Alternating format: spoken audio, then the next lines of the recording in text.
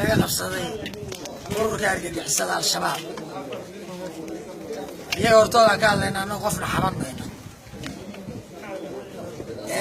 haddii laydin qabto ma wax dhibaato oo laydin geystaba idinku dhacay intaad xirnaydeen insha allah idin haddii laydin qabto ciidamada puntland ay qabteen ma qof la jadilay baa idinku jira ciidamada puntland ma idinkaa soo aaday mise iyagaa idin soo aaday uma ma rabnay horta been inaan ku hadalno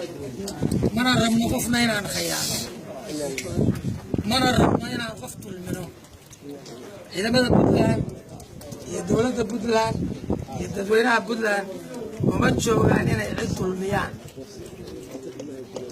waxay u joogaan ilaalinta amniga puntland dadka ku nool meel kastoo ay joogaan dadkuna nooma kala suntana annaga qof sumad noogu qoran tahay ma jiro ummadda soomaaliyeed inteenaan qof aan af soomaali aqoon miyaa idinku jira ma waxaa ku jira qof ajnabi ah marka soomaali baa dhibaato ku haysaan soo marka maayo